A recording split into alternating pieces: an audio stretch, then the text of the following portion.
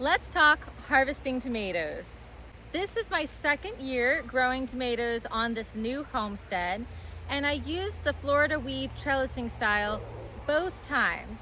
This year I planted the tomatoes in my big spiral and I planted more plants, but I gave them a lot less attention, mainly because of this life growing inside, and it's just been too hot.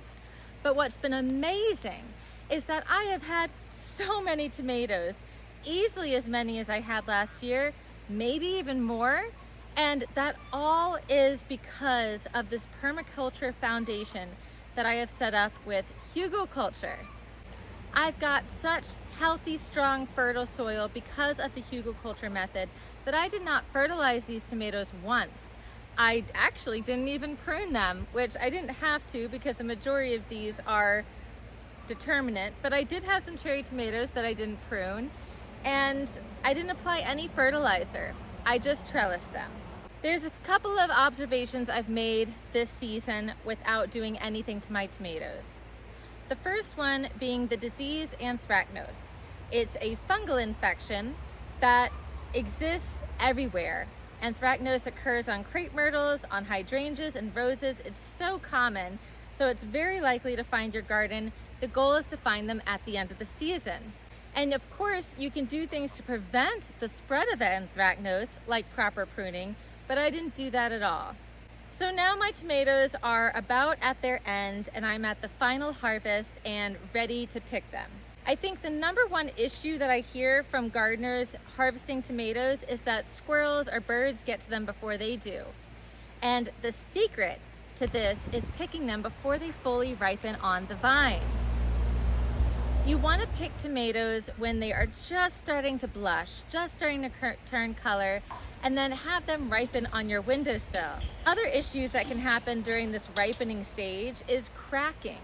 And cracking or splitting on your tomatoes is a result of either too little or too much water, and it actually bursting up the tomato from the inside out because it can't handle too much water that it's recently gotten after drought, or vice versa. So for that reason as well, it's a great idea to pick your tomatoes on the early side. So what do you do with all these tomatoes? Well, you have many options. Aside from just eating them fresh, you can can them, you can freeze them, and I'll show you methods on how I do both. Canning is a very exciting practice. It's just another way of preservation to store your tomatoes long term, and there's so many different recipes that you can use, from salsa to tomato sauce to crushed tomatoes and even tomato paste. Be on the lookout for my video on how to can tomatoes, in which case you want to use a water bath canner. The lazy way to preserving tomatoes is throwing them in the freezer.